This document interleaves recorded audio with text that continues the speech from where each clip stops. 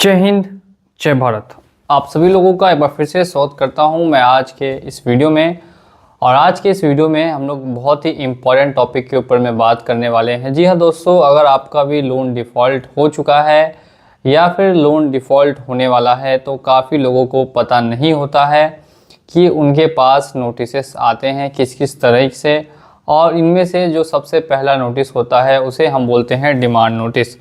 तो आज का जो ये वीडियो होगा वो मेनली डिमांड नोटिस के ऊपर होगा कि आखिर डिमांड नोटिस होता क्या है और बैंक आखिर इस नोटिस को क्यों भेजती है और ये नोटिस कब आपके पास आ सकता है, इस नोटिस का रिस्पांस आपको कैसे करना है, सारी डिटेल्स आज के आपको इस वीडियो में मिलने वाली है। तो मेक श्योर कर लें कि अगर आप चैनल पे पहली बार आए हैं और चैनल को सब्सक्राइब नहीं किया है तो चैनल को सब्सक्राइब करके बेल आइकन को प्रेस कर दें। स्क्रीन पर आप देख सकते हैं ये एक SBI कार्ड का आपको डिमांड नोटिस है। सबसे पहले सब्जेक्ट में ही आपको लिखा होगा कि उस नोटिस का नाम क्या है। तो देख सकते हैं ये SBI का डिमांड नोटिस है। और इसके अलावा पूना वाला और अदर बैंक्स, NBFC सभी लोग डिमांड नोटिस भेजते हैं। और कब भेजते हैं? कुछ बैंक्स 2 महीने बाद और कुछ बैंक्स 3 महीने बाद डिमांड नोटिस भेजती है। अब आखिर डिमांड नोटिस बैंक्स क्यों भेजती है, NBFC क्यों भेजती है? देखिए, जब भी आप लोन को डिफ़ॉल्ट करते हैं और रेगुलर डिफ़ॉल्ट करते हैं और बिना पेमेंट के 60 दिन या 90 दिन तक क्रॉस कर देते हैं, उसके बाद बैंक लोन के रिकवरी प्रोसेस में एक नाम होता है नोटिस का और उसी में सबसे फर्स्ट जो नोटिस आएगा वो आपको डिमांड नोटिस ही होगा। तो बैंक आपको डिमांड नोटिस के थ्रू एक तरीके से बताती है कि आपका कितना अमाउंट उनके पास बाकी है और उस अमाउंट को आपको कब तक देना है।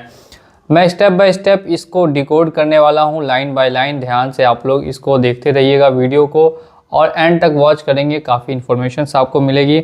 सबसे पहले तो आप देख सकते हैं सबसे ऊपर में easy legal and associates advocate and solicitor का नाम लिखा हुआ है। तो ये एक लॉ फर्म है, एक लॉ कंपनी है जहाँ से ये नोटिस बना है, उसका यहाँ नाम लिखा हुआ है। कोई भी नोटिस अगर आता है, demand notice, recall notice, 99% notices आपको एडवोकेट के या फिर लॉ फर्म के थ्रू आते हैं, तो उसका नाम ऊपर में हमेशा आपको मेंशन किया हुआ मिलेगा। नेक्स्ट डेट वगैरह लिखी होंगी। अब हम लोग बढ़ते हैं कि किस बैंक की तरफ से है। तो SBI का है, कार्ड अकाउंट नंबर है। फर्स्ट लाइन में बैंक की डिटेल्स लिखी है SBI कार्ड वगैरह की। सेकंड में कि कौन सा कार्ड इशू हुआ था या कौन सा लोन चल रहा था उसके बारे में। अब मेनली इसमें क्या लिखा होगा कि जो एग्रीमेंट बनता है लोन लेते समय वो ब्रेक कर दिया है। ठीक है, इसमें मेनली यही चीज़ लिखी रहती है कि जो भी एग्रीमेंट था, जो पेमेंट का टर्म्स एंड कंडीशंस था, उसको ब्रेक किया गया है। जो कस्टमर्स है उसने फॉलो नहीं किया है और वो पेमेंट देने से चूक गया। अब वो पेमेंट देने से चूक गया, इसी वजह से बैंक क्या क्या कर सकती है वो सारी चीज़ें मेंशन होंगी। जैसे कि मैं यहाँ पर एक आपको लाइन पढ़ के दिखाता हूँ। Our client had issued a credit card bearing number of the said credit card had been issued by our client on the basis of your expenses, representations and assurance that you would make regular and timely payments toward the expenditure incurred by you by utilizing the said credit card। यानी जो भी आपको credit card दिया गया था bank के द्वारा वो उन बेसिस पे दिया गया था कि आप उनका पेमेंट टाइमली कर रहे थे, रेगुलर पेमेंट कर रहे थे, आपका सिविल स्कोर काफ़ी सही था। अब इसके बाद आपको ये कार्ड दिया गया था, लेकिन इस वक्त क्या हुआ है कि आपने अपने कार्ड की पेमेंट नहीं की है, इसीलिए ये नोटिस आपको भेजा गया है। अब सबसे लास्ट लाइन में पढ़ के दिखाता हूँ। Our client earlier hereto had issued notice calling upon you to clear the outstanding dues. देख सकते हैं साफ लाइन लिखी हुई है कि जो आउटस्टैंडिंग ड्यूज़ है उसको क्लियर करने के लिए ही ये नोटिस भेजा गया है।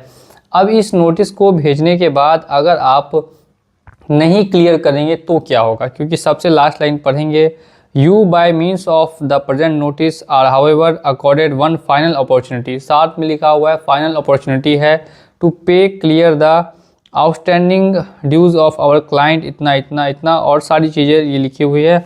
और एटलीस्ट पे द टोटल ड्यू अमाउंट, या तो आप पूरा अमाउंट पेमेंट कर दे जो टोटल आउटस्टैंडिंग अमाउंट है, या फिर जो भी अमाउंट ड्यू है 2 या 3 EMI उसको पेमेंट कर दे तो आपका काम हो सकता है। अदरवाइज़ जो भी क्लाइंट है वो दिक्कत करेगा। अब सबसे लास्ट लाइन जो है वो सबसे खास होती है, ये भी आप लोगों को पढ़ना काफ़ी इंपॉर्टेंट है। तो देख सकते हैं सबसे लास्ट लाइन में लिखा हुआ है, please ignore this notice in case if you have already made the said payment before receiving this notice. यानी अगर आप इस नोटिस को रिसीव करने से पहले ही पेमेंट कर चुके हैं तो आप इस नोटिस को इग्नोर भी कर सकते हैं। तो साफ साफ यहाँ पे देखने के लिए मिल रहा है कुछ खास चीज़ें या कुछ खास बातें इस नोटिस में मेंशन नहीं की गई है। सिर्फ आपको एलिगेशंस है कि आपने पेमेंट ड्यू किया है और आपको पेमेंट टाइमली करना होगा, ऐसा कुछ बस लिख के ये लोग डिमांड नोटिस में भेजते हैं। अब ये डिमांड नोटिस तो आ गया, अब इस डिमांड नोटिस का सॉल्यूशन क्या है, क्या करना चाहिए ये नोटिस आने के बाद। देखिए, दो तरीके से आप इससे रिस्पॉन्ड कर सकते हैं।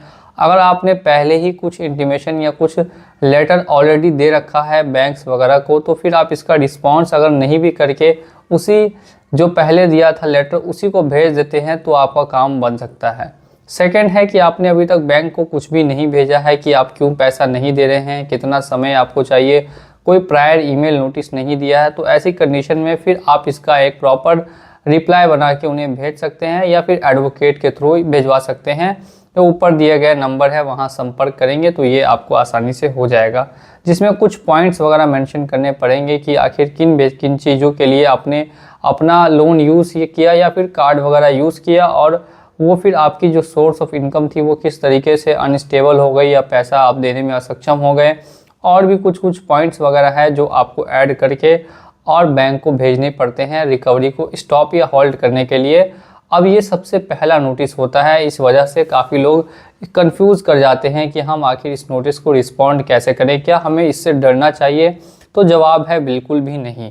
अगर इस तरीके का कोई नोटिस आपके पास आता है तो आपको बिल्कुल भी डरना नहीं है या बिल्कुल भी घबराना नहीं है। ये एक नॉर्मल तरीके से जो बैंक की प्रक्रिया है या फिर NBFC कंपनी का लोन है उसकी प्रक्रिया है, उसका ही ये एक छोटा सा पार्ट है।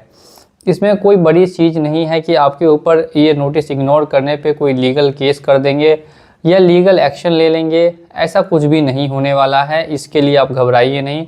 काफ़ी बैंक्स तो 3 बार लीगल डिमांड नोटिस भेजती है और कुछ 2 बार भी भेजती है, कुछ सिंगल 1 बार भेजेगी, फिर लोन रिकॉल नोटिस भेज देगी, आर्बिट्रेशन नोटिसेस वगैरह भेज देंगी। तो सभी बैंक्स अलग अलग तरीके से अलग अलग टाइमिंग्स पे जो भी नोटिसेस है वो अपने भेजती हैं, लेकिन जो एक मिनिमम टाइम है वो 2 महीने का रहता है। 2 महीने कंप्लीट होने पर ही नोटिस मिलेगा, उससे पहले मिलने के चांसेस ना के बराबर रहेंगे। ऑनलाइन ऐप्स के छोड़ के बोल रहा हूँ, ऑनलाइन ऐप्स 5 दिन बाद भी नोटिस भेज सकती है। ऑनलाइन ऐप्स बिल्कुल भी फॉलो नहीं करती है गाइडलाइंस को, वो 10 दिन बाद भी आपको नोटिसेस भेज सकती है। मैं यहाँ मेनली बैंक्स और बड़ी NBFCs जैसे कि बजाज, पूनावाला, इन सभी को लेकर डिस्कशन कर रहा हूँ।